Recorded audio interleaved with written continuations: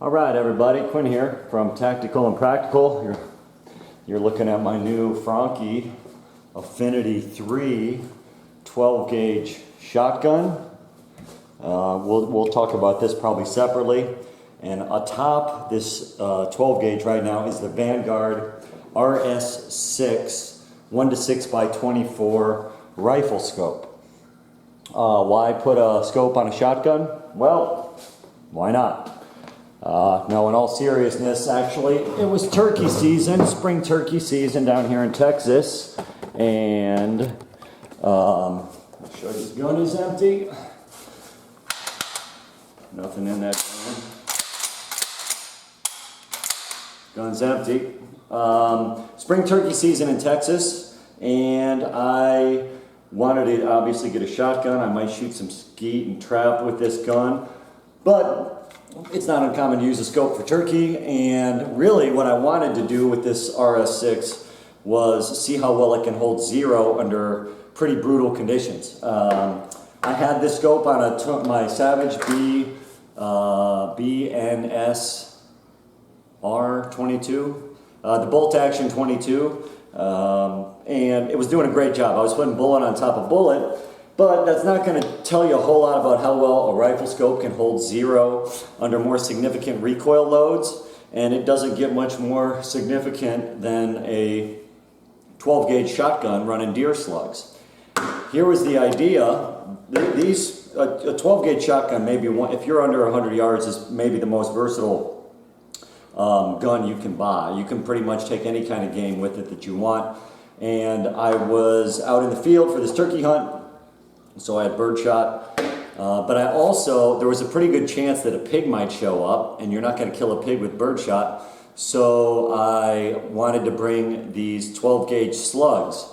That way I could have one in one pocket, one in the other, and whoever showed up, you drop one in, and you can put it on it. So to do that, I wanted to zero this rifle scope with these slugs and see how we did.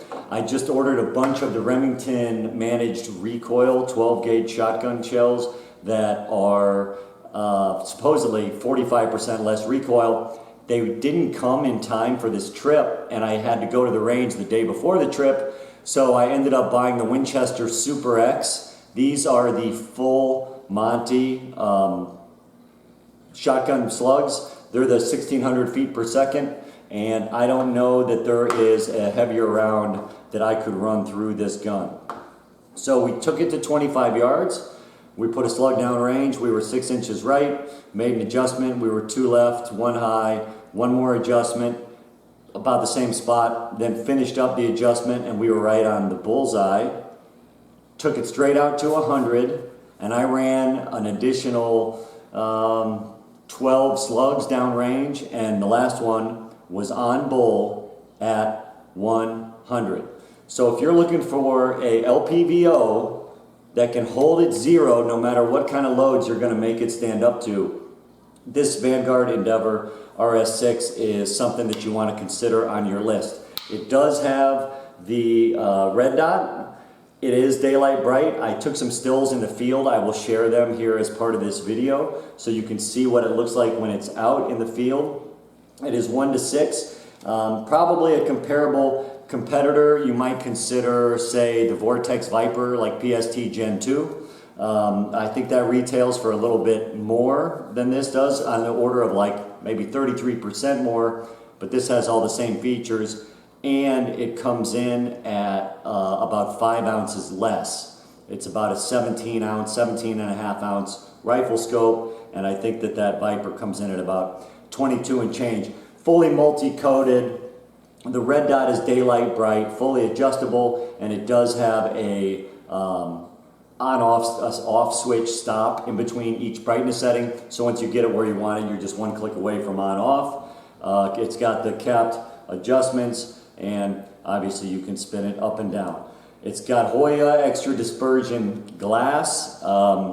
You might want to Google exactly what that does for you, but my understanding is that as it's gathering light and bringing it in, it prevents getting any kind of glare or reflection based on the way that light can then transmit through the tube and it also has a lifetime warranty, which is nice and similar to some of its competitors. So overall, this scope is great. It's clear as day. I really like that it's got a true 1X, so you can use it like a red dot if you're running this on an AR or a shotgun for, say, turkey season, and then you can spin it up to as much as +6 or ×6. And so I just had fun with it. This was really just something to do, to take out in the field, to enjoy turkey season with. Sadly, hog didn't show up. The group did get a turkey, and we celebrated the spring with a successful hunt.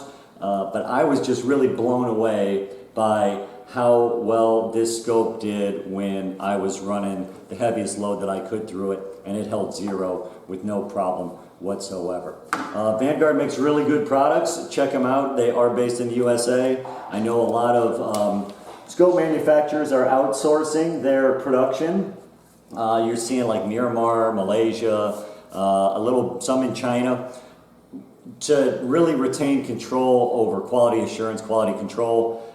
These guys actually went and bought their own factory. So even though they do have manufacturing facilities overseas, by virtue of the fact that they own the factory, they have complete end-to-end control from design to build, the QA, QC, and then delivery to you, the user. So if you're looking for an Lpvo, this certainly should be on your list to check out. I've had it in the field, knocked it around, and it's doing great. It looks like it's brand new, and it's holding 0 with 1,600 feet per second, 12 gauge shotgun slugs, and it's putting it on the bullseye at 100 yards. So pretty pleased with this Vanguard. I hope this helps you guys make an informed decision. Informed consumers always end up getting better results, because then you're buying products that you're excited to own and then that actually do the job for you. So if this helped inform you, please take a second, like the video, subscribe to the channel, and we can keep these things going, and we'll figure out what I'm going to show you next. Thanks so much. Bye.